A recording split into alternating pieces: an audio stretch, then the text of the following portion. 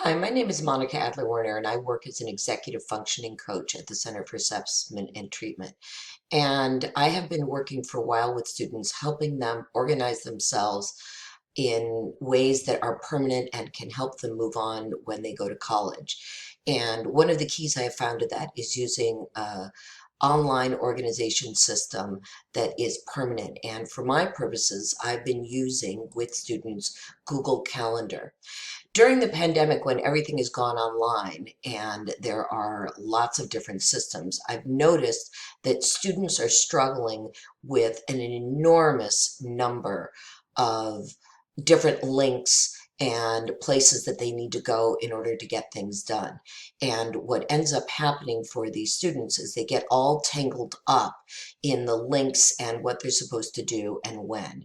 If you have a student that you're working with who has this kind of difficulty, this system is especially valuable for them because what we're doing is we're leveraging Google Calendar, which is a lifelong skill, and we're also teaching students how to work with Google Tasks. And Google Tasks is over here. It's part of the Google Suite.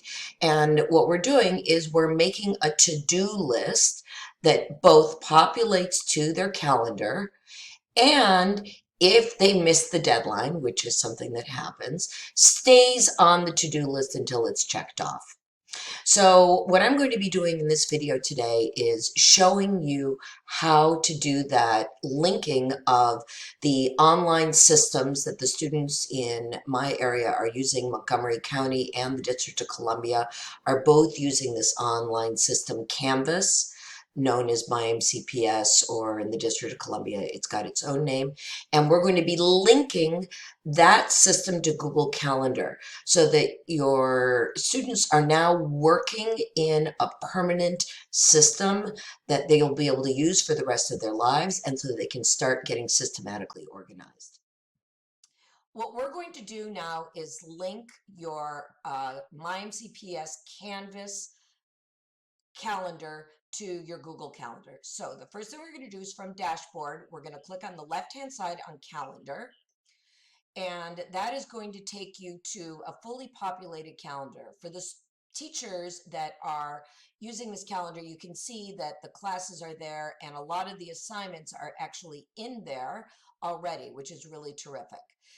We're going to go down and we're going to check on the right-hand side under calendars that all of the relevant calendars are highlighted, and there's a couple here that are not. And then we're going to scroll down a little bit further and we're going to find calendar feed. Click on calendar feed, copy that URL, and then what we're going to do is go over to the Google Calendar. And the Google Calendar, you're going to go down to other calendars, click the plus sign, from URL, copy the URL in there, make the calendar publicly accessible. I don't know why. Add the calendar. And now what should happen is when we go back by clicking on the arrow next to settings, is you should see everything that we see on the Canvas calendar should appear on the Google Calendar. This is the calendar as it appears in Canvas with all of the assignments and information populated to the Canvas calendar. We are now going to go to the Google Calendar. And what you can see in the Google Calendar is that all of those assignments populated to the Google Calendar. You're going to want to look all the way down to the bottom of the Google Calendar because sometimes teachers are putting things due at 11:59. So you basically now have a mirror of the Canvas calendar. The advantage of this system is that we now have access to Google Tasks. So if we click on the task icon on the right-hand side, we can add a task.